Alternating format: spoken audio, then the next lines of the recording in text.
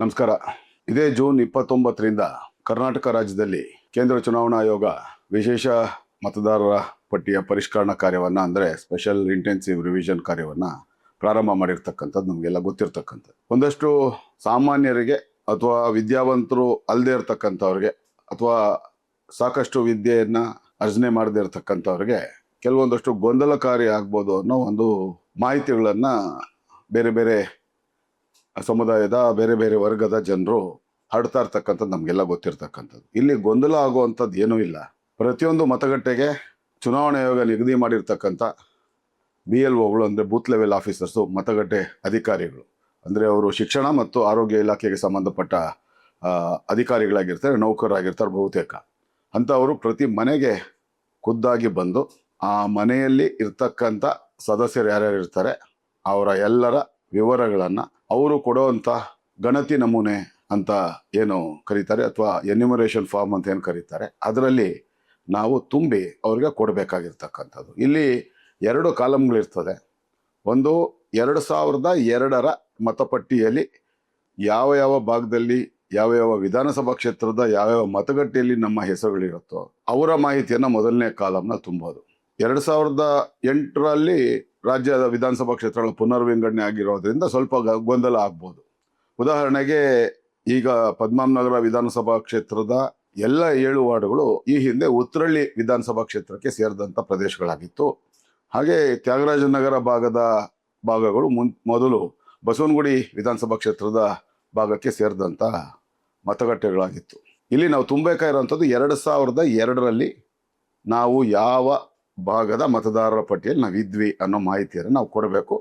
ನಮ್ಮ ಭಾವಚಿತ್ರ, ನಮ್ಮ ಸಂಪೂರ್ಣ ವಿಳಾಸ ಇರ್ತಕ್ಕಂಥ ಎಲ್ಲ ವಿವರಗಳನ್ನು ಆ ಒಂದು ಗಣತಿ ನಮೂನೆಯಲ್ಲಿ ಎನ್ಯುಮರೇಷನ್ ಫಾರ್ಮಲ್ಲಿ ಮೊದಲೇ ನಮಗೆ ಕೊಟ್ಟಿರ್ತಾರೆ. ಕೇವಲ ನಾವು ತುಂಬುವಂಥದ್ದಷ್ಟು ಮಾತ್ರ. ಅದು ರೆಗ್ಯುಲರ್ ಮ್ಯಾಪಿಂಗ್ ಅಂತ ಕರೀತಾರೆ.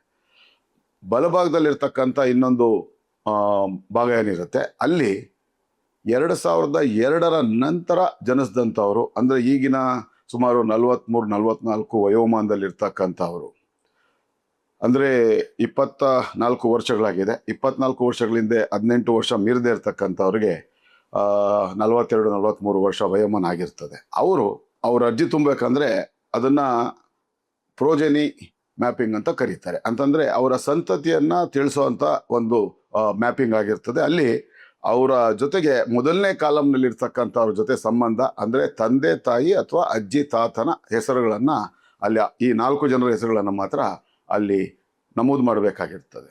ಹೊಸ ಮತದಾರರು ಕೂಡ ಅದು ಈಗಷ್ಟೇ 18 ವರ್ಷ ವಯೋಮಾನ ತುಂಬಿರ್ತಕ್ಕಂಥವ್ರು ಕೂಡ ಆ ಒಂದು 2ನೇ ಪ್ರೋಜೆನಿ ಮ್ಯಾಪಿಂಗ್ನಲ್ಲಿ ಅವರ ಹೆಸರು ನಮೂದಾಗ್ತದೆ. ಈ ಒಂದು ಕಾರ್ಯವನ್ನು ನಾವು ಮಾಡಿದ್ರೆ ಸಾಕಷ್ಟೇ. ಇದಕ್ಕೆ ಒಂದು 5ರಿಂದ 6 ನಿಮಿಷದ ಅವಧಿ ಹಿಡಿಯುತ್ತೆ. ಅದು ಬಿಟ್ಟರೆ ಬೇರೆ ಏನು ಗೊಂದಲಕಾರಿ ಆಗುವಂಥ ಯಾವುದೇ ವಿಷಯಗಳು ಈ ಒಂದು SIR ಕಾರ್ಯದಲ್ಲಿ ಇಲ್ಲ.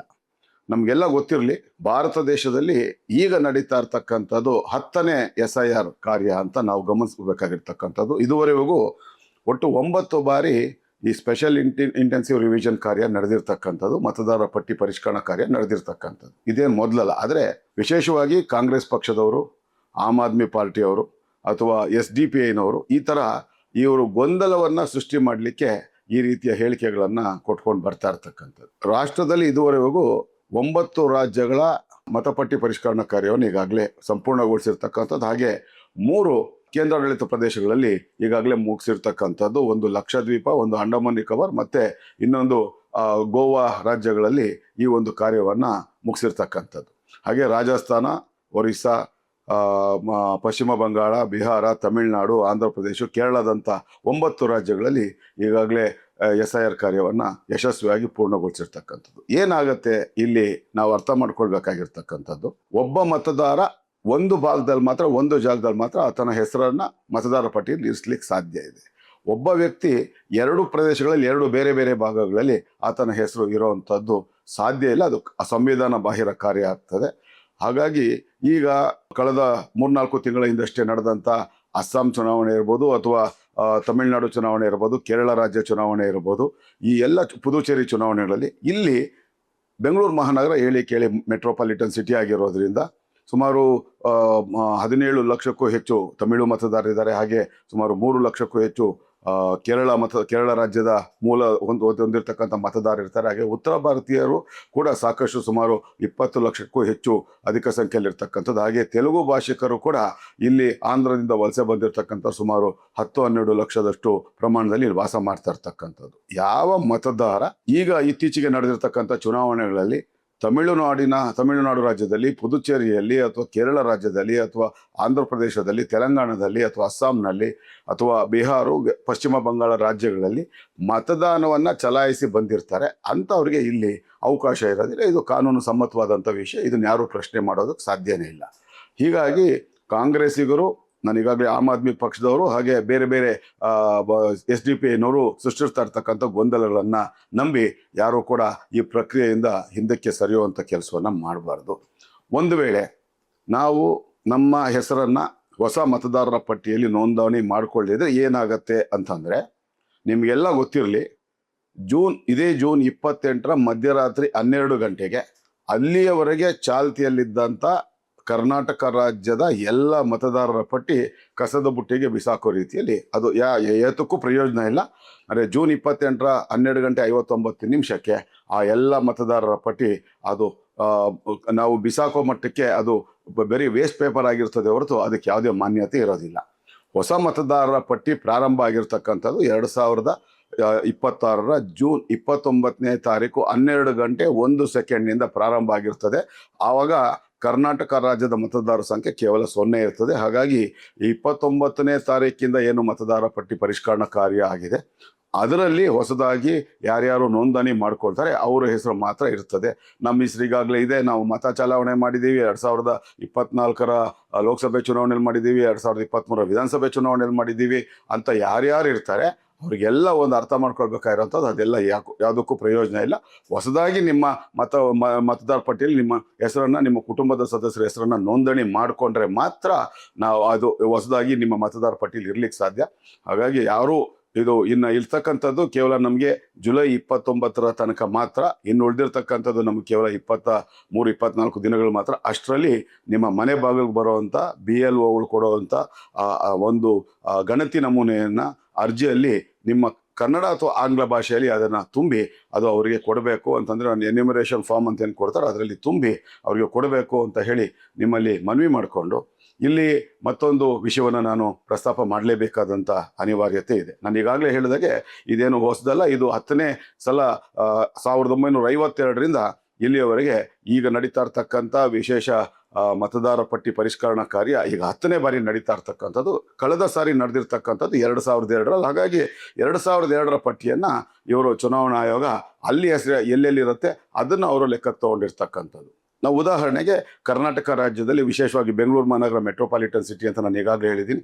ಕರ್ನಾಟಕದ ಬೇರೆ ಬೇರೆ ಭಾಗಗಳಿಂದ, ವಿಶೇಷವಾಗಿ ಕರಾವಳಿ ಪ್ರದೇಶಗಳಿಂದ ಅಥವಾ ಮಲೆನಾಡು ಪ್ರದೇಶಗಳಿಂದ, ಉತ್ತರ ಕರ್ನಾಟಕದ ಭಾಗಗಳಿಂದ ಬೇರೆ ಬೇರೆ ಕಾರಣಕ್ಕೆ ಉದ್ಯೋಗದ ಸಲುವಾಗಿ ಜೀವನೋಪಾಯಕ್ಕಾಗಿ ಬೆಂಗಳೂರು ಮಹಾನಗರದಲ್ಲಿ ನೆಲೆಸಿರ್ತಕ್ಕಂಥವ್ರು ಇಲ್ಲೂ ಕೂಡ ಅವರ ಮತದಾರ ಪಟ್ಟಿಯಲ್ಲಿ ಅವರ ಹೆಸರನ್ನು ಸೇರಿಸ್ಕೊಂಡಿರ್ತಾರೆ. ಆದರೆ ಅವರಿಗೆ ಒಂದು ಅವಕಾಶ ಇರ್ತದೆ. ಅವರ ಮೂಲ ಸ್ಥಾನ ಅದು ಮಲೆನಾಡು ಇರ್ಬೋದು, ಕರಾವಳಿ ಪ್ರದೇಶ ಇರ್ಬೋದು, ಉತ್ತರ ಕರ್ನಾಟಕದ ಇರ್ಬೋದು, ಅವರಿಗೆ ಒಂದು ಅವಕಾಶ, ಒಂದು ಅಲ್ಲಿ ಅವರ ಹೆಸರನ್ನು ಉಳಿಸ್ಕೋಬೋದು ಅಥವಾ ಬೆಂಗಳೂರು ಮಹಾನಗರದಲ್ಲಿ ಅವರ ಹೆಸರನ್ನು ಉಳಿಸ್ಕೋಬೋದು. ಆ ಒಂದು ಆಯ್ಕೆ ಆ ಮತದಾರರಿಗೆ ಬಿಟ್ಟಿರ್ತಕ್ಕಂಥದ್ದು. ಅದನ್ನು ಚುನಾವಣಾ ಆಯೋಗದ ಅಧಿಕಾರಿಗಳು ಅಥವಾ BLOಗಳು ಮಾಡೋದಿಲ್ಲ. ಅದು ಮತದಾರರ ವಿವೇಚನೆಗೆ ಬಿಟ್ಟಿರ್ತಕ್ಕಂಥ ವಿಷಯ ಅನ್ನೋದು ನಾವೆಲ್ಲ ಗಮನಿಸ್ಕೊಂಡು, ಕಾಂಗ್ರೆಸ್ಸಿಗರು ಬಹಳಷ್ಟು ಗೊಂದಲಕಾರಿ ವಾತಾವರಣವನ್ನು ಸೃಷ್ಟಿ ಮಾಡಿ, ಯಾತಕ್ಕೆ ಅಂತಂದರೆ ಪಶ್ಚಿಮ ಬಂಗಾಳ, ಬಿಹಾರ, ಒರಿಸ್ಸಾ, ತಮಿಳುನಾಡು ಅದಲ್ಲಿ ಆಗಿರ್ತಕ್ಕಂಥ ಒಂದು ದೊಡ್ಡ ಮಟ್ಟದ ಬದಲಾವಣೆ ಏನಿದೆ ಅಂದರೆ 95-96ರಷ್ಟು ಒಂದು ಮತದಾನದ ಪ್ರಕ್ರಿಯೆ ಏನು ನಡೀತು, ಅದರಿಂದ ಸಹಜವಾಗಿಯೇ ಅವರು ಅಧಿಕಾರವನ್ನು ಕಳ್ಕೊಂಡಿರ್ತಕ್ಕಂಥದ್ದನ್ನೆಲ್ಲ ಅದು ಅವರಿಗೆ ಚಿಂತೆಗೀಡು ಮಾಡಿರ್ತಕ್ಕಂಥ ವಿಷಯ. ಯಾವ ಕಾಂಗ್ರೆಸ್ ಪಕ್ಷ ಅಲ್ಪಸಂಖ್ಯಾತರನ್ನ ತಮ್ಮ ಪಕ್ಷದ ಕಾಯಂ ಮತದಾರರನ್ನು ಮತ ಬ್ಯಾಂಕ್ಗಳನ್ನಾಗಿ ಮಾಡ್ಕೊಂಡಿದ್ದಾರೆ, ಅವರು ಛಿದ್ರ ಆಗ್ಬಿಡ್ಬೋದು, ಅವರ ಮತ ನಮಗೆ ಬರದೇ ಹೋಗ್ಬೋದು ಅನ್ನೋ ಒಂದು ಆತಂಕದಿಂದ ಇವತ್ತು ಅವರು ಈ ರೀತಿಯ ಆತಂಕದ ವಾತಾವರಣವನ್ನು ಅಥವಾ ಒಂದು ಗೊಂದಲಕಾರಿ ವಾತಾವರಣವನ್ನು ಸೃಷ್ಟಿ ಮಾಡಕ್ಕೆ ಕೊಟ್ಟಿರ್ತಕ್ಕಂಥದ್ದು. ವಿಶೇಷವಾಗಿ ಬೆಂಗಳೂರು ಮಹಾನಗರದಲ್ಲಿ ಈಗಾಗಲೇ ನಾನು ದಾಖಲೆಗಳ ಸಹಿತ ಕೇಂದ್ರ ಸರ್ಕಾರದ ಗೃಹ ಸಚಿವಾಲಯಕ್ಕೆ ಮತ್ತು ಜಾರಿ ನಿರ್ದೇಶನಾಲಯಕ್ಕೆ ಮತ್ತು CBI ಕಚೇರಿಗೆ ಕೊಟ್ಟಿರ್ತಕ್ಕಂಥ ಒಟ್ಟು 3 ಬಾರಿ ನಾವು ಇಲ್ಲಿಯ ತನಕ ಬೆಂಗಳೂರು ಮಹಾನಗರದಲ್ಲಿ ಬಾಂಗ್ಲಾದಿಂದ ನುಸುಳ್ಕೊಂಡು ಬಂದು ಇಲ್ಲಿ ನೆಲೆಸಿರ್ತಕ್ಕಂಥ ಬಾಂಗ್ಲಾ ನುಸುಳುಕೋರರ ಬಗ್ಗೆ, ನಾವು ಕರ್ನಾಟಕ ರಾಜ್ಯದಲ್ಲಿ ನೆಲೆಸಿರ್ತಕ್ಕಂಥವರ ಬಗ್ಗೆ ಸ್ಟಿಂಗ್ ಆಪರೇಷನ್ಗಳ ಮೂಲಕ, ಕುಟುಕು ಕಾರ್ಯಾಚರಣೆಗಳ ಮೂಲಕ ನಾವು ದಾಖಲೆಗಳನ್ನು ಕೊಟ್ಟಿರ್ತಕ್ಕಂಥದ್ದು ನೀವು ನೋಡಿರ್ತೀರಾ ಅಂತ ನಾನು ಭಾವಿಸ್ತೀನಿ.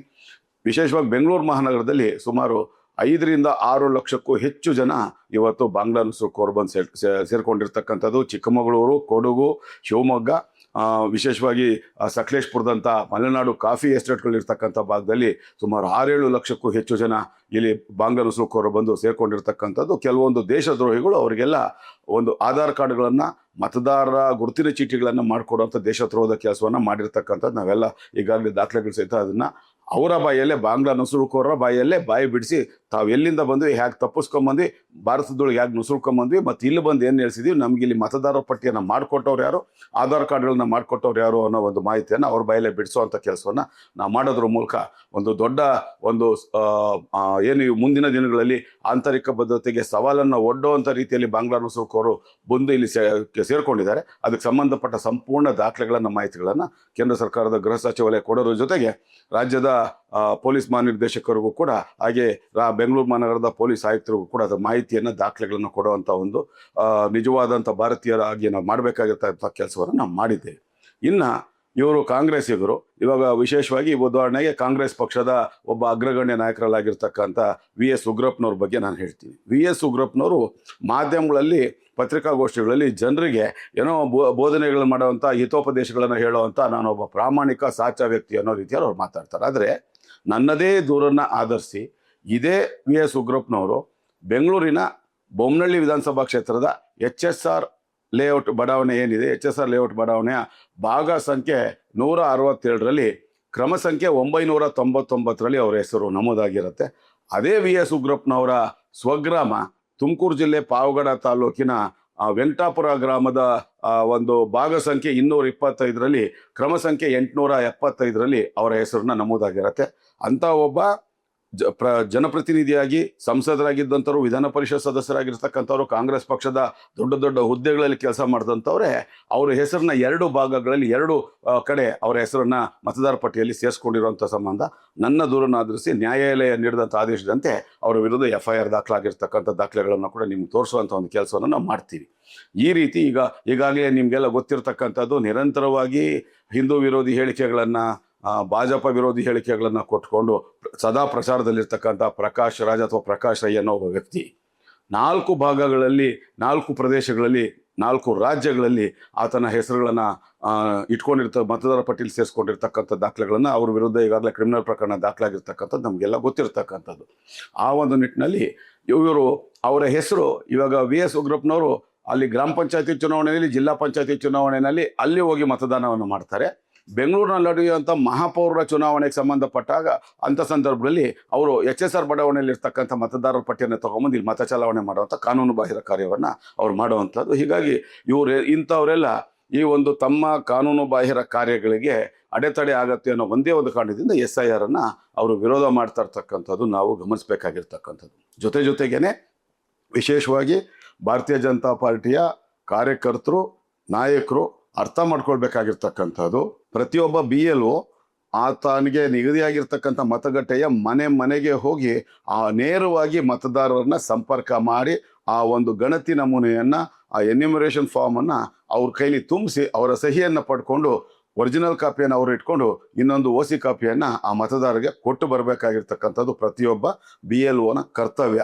ಆದರೆ ಇಲ್ಲಿ ಏನಾಗ್ತಾ ಇದೆ ಅಂತ ಹೇಳೋದು ನೋಡಿದ್ರೆ, ಪದ್ಮನಾಭನಗರ ವಿಧಾನಸಭಾ ಕ್ಷೇತ್ರದ ಯಾರೊಬ್ಬ ನಗರ ಬಡಾವಣೆ ಇರ್ಬೋದು, ಸರಬಂಡೆಪಾಳ್ಯ ಬಡಾವಣೆ ಇರ್ಬೋದು, ಅಥವಾ ಇಲಿಯಾಸ್ ನಗರ ಬಡಾವಣೆ ಇರ್ಬೋದು, ಈ ಬಡಾವಣೆಗಳಲ್ಲಿ ಮಸೀದಿಗಳಲ್ಲಿ, ಮದ್ರಾಸಗಳಲ್ಲಿ ನೇರವಾಗಿ ಸಾಮೂಹಿಕವಾಗಿ ಅರ್ಜಿಗಳನ್ನು ಕೊಡುವಂಥ ಕೆಲಸವನ್ನು ಮಾಡ್ತಾ ಇದ್ದಾರೆ. ಚಿಕ್ಕಪೇಟೆ ವಿಧಾನಸಭಾ ಕ್ಷೇತ್ರದ ಸಿದ್ದಾಪುರ ವಾರ್ಡು, ಜಯನಗರ ವಾರ್ಡು ಮತ್ತು ಹೊಂಬೇಗೌಡ ನಗರ ವಾರ್ಡ್ ವ್ಯಾಪ್ತಿಯಲ್ಲಿ ನೇರವಾಗಿ ಮಸೀದಿಗಳಲ್ಲಿ, ಮದ್ರಾಸಗಳಲ್ಲಿ ನೂರಾರು ಸಂಖ್ಯೆಯಲ್ಲಿ ಜಮಾವಣೆ ಮಾಡಿಸ್ಕೊಂಡು ಅವರಿಗೆ ಮತದಾನದ ಈ ಒಂದು ಅರ್ಜಿ ನಮೂನೆಯನ್ನು ಕೊಡುವಂಥ ಗಣತಿ ನಮೂನೆಯನ್ನು ಕೊಡುವಂಥ ಕೆಲಸವನ್ನು ಕಾನೂನು ಬಾಹಿರ ಕಾರ್ಯವನ್ನು ಮಾಡ್ತಾ ಇರ್ತಕ್ಕಂಥದ್ದು. ಜಯನಗರ ವಿಧಾನಸಭಾ ಕ್ಷೇತ್ರದ ಗುರಪ್ಪನಪಳ್ಳಿ ಇರ್ಬೋದು, ತಿಲಕ್ ನಗರ ಇರ್ಬೋದು, ಹಾಗೆ ಗೋವಿಂದರಾಜನಗರ ವಿಧಾನಸಭಾ ಕ್ಷೇತ್ರದ ಗಂಗೌಂಡನಹಳ್ಳಿ ಅಂದರೆ ನಾಯಂಡಹಳ್ಳಿಗೆ ಸೇರ್ಕೊಂಡಾಗಿರ್ತಕ್ಕಂಥ ಗಂಗೌಂಡನಹಳ್ಳಿ ಇರ್ಬೋದು, ಅಥವಾ ಶಿವಾಜಿನಗರ, ಪುಲಿಕೇಶಿ ನಗರ, ಸರ್ವಜ್ಞ ನಗರ ವಿಧಾನಸಭಾ ಕ್ಷೇತ್ರಗಳ ವ್ಯಾಪ್ತಿಯಲ್ಲಿ ವ್ಯಾಪಕ ಪ್ರಮಾಣದಲ್ಲಿ ಕಾನೂನು ಬಾಹಿರವಾಗಿ ಮಾಡ್ತಾ ಇರ್ತಕ್ಕಂಥ ಕಾರ್ಯಗಳು BLOಗಳಿಗೆ ಬೆದರಿಕೆ ಅಥವಾ ಒತ್ತಡವನ್ನು ಹೇರಿ ಒಂದು ಭಾಗದಲ್ಲಿ ಅವ್ರನ್ನ ಕೂರಿಸ್ಕೊಂಡು ಮಸೀದಿ ಅಥವಾ ಅದಕ್ಕೆ ಸಂಬಂಧಪಟ್ಟ ಅಲ್ಪಸಂಖ್ಯಾತರ ಕಚೇರಿಗಳಲ್ಲಿ ಕೂರಿಸ್ಕೊಂಡು ಅಥವಾ ಮದ್ರಾಸಗಳಲ್ಲಿ ಕೂರಿಸ್ಕೊಂಡು ಅರ್ಜಿ ನಮೂನೆಗಳನ್ನು ನೂರಾರು ಸಂಖ್ಯೆಯಲ್ಲಿ ಅವರಿಗೆ ಕೊಟ್ಟು ಆ ಒಂದು ಅರ್ಜಿಯನ್ನು ತುಂಬಿಸೋವಂಥ ಕೆಲಸವನ್ನು, ಆ ಒಂದು ಗಣತಿ ನಮೂನೆಯನ್ನು ತುಂಬಿಸೋವಂಥ ಕೆಲಸವನ್ನು ಮಾಡಿ ಕಾನೂನು ಬಾಹಿರ ಕಾರ್ಯವನ್ನು ಕಾಂಗ್ರೆಸ್ ಕಾರ್ಯಕರ್ತರು, SDPI ಕಾರ್ಯಕರ್ತರು, ಆಮ್ ಆದ್ಮಿ ಪಾರ್ಟಿ ಕಾರ್ಯಕರ್ತರು ಮಾಡ್ತಾ ಇದ್ದಾರೆ. ಅದ್ರ ಜೊತೆಗೇನೆ BLO ಅಧಿಕಾರಿಗಳು ಕೂಡ ಅವರಿಗೆ ಬೇರೆ ಬೇರೆ ಕಾರಣಗಳಿಗೆ ಒತ್ತಡ ಇರ್ಬೋದು, ಅಥವಾ ಬೆದರಿಕೆ ಇರ್ಬೋದು, ಅಥವಾ ಹಣದ ಆಸೆಗೋಸ್ಕರ ಇರ್ಬೋದು, ಈ ಒಂದು ಕಾರ್ಯವನ್ನು, ಕಾನೂನು ಬಾಹಿರ ಕಾರ್ಯವನ್ನು ಅವ್ರು ಮಾಡ್ತಾ ಇದ್ದಾರೆ. ಇದನ್ನೆಲ್ಲ ನಾವು ದಾಖಲೆಗಳ ಸಹಿತ ಚುನಾವಣಾ ಆಯೋಗಕ್ಕೆ, ಮುಖ್ಯ ಚುನಾವಣಾಧಿಕಾರಿಗಳಿಗೆ ಅದನ್ನು ಕೊಡುವಂಥ ಕೆಲಸವನ್ನು ಮತ್ತು ಬೆಂಗಳೂರಿನ 5 ನಗರ ಪಾಲಿಕೆಗಳ ಆಯುಕ್ತರಿಗೆ ಮತ್ತು GBA ಮುಖ್ಯ ಆಯುಕ್ತರಿಗೆ ಕೊಡುವಂಥ ಕೆಲಸವನ್ನು ನಾವು ಮಾಡ್ತಾ ಇದ್ದೀವಿ.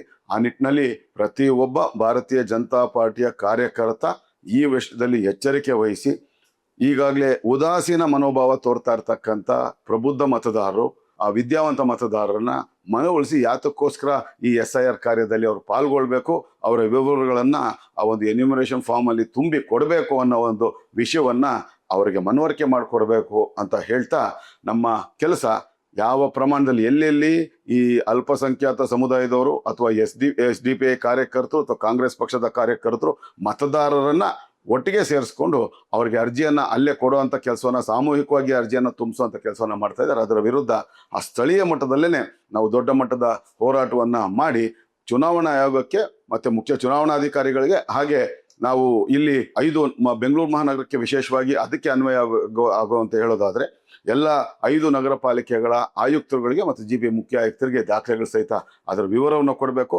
ಸಂಬಂಧಪಟ್ಟ BLO ಯಾರಿರ್ತಾರೆ ಅವರ ವಿವರವನ್ನು ಕೊಟ್ಟೆ ಅವರು ಮಾಡ್ತಾ ಇರ್ತಕ್ಕಂಥ ಸಾಮೂಹಿಕವಾಗಿ ಒಬ್ಬರು ಅಥವಾ ಇಬ್ಬರು ಅಥವಾ ಒಂದು ಕುಟುಂಬದ ಸದಸ್ಯರನ್ನ ಹೊರತುಪಡಿಸಿ ಬೇರೆ ಜನರನ್ನ ಅವರೊಟ್ಟಿಗೆ ಸೇರಿಸ್ಕೊಂಡು ಅರ್ಜಿಯನ್ನು ತುಂಬಿಸುವಂಥ ಕೆಲಸ ಅಥವಾ ಅರ್ಜಿಯನ್ನು ವಿತರಣೆ ಮಾಡುವಂಥ ಕೆಲಸ ಮಾಡ್ತಾ ಇರುವಂಥ ಒಂದು ವಿಡಿಯೋ ಅಥವಾ ಫೋಟೋಗ್ರಾಫ್ಸನ್ನು ನಮ್ಮ ಕಾರ್ಯಕರ್ತರು ತಂದರೆ ಅಂಥ BLOನ ನಾವು ಕೆಲಸದಿಂದ ಅವ್ರನ್ನ ಅಮಾನತು ಮಾಡಿಸುವಂಥದ್ದು ಅಥವಾ ವಜಾಗೊಳಿಸುವಂಥ ಕೆಲಸವನ್ನು ಮಾಡಲಿಕ್ಕೆ ನಮ್ಗೆ ಅನುಕೂಲ ಆಗುತ್ತೆ.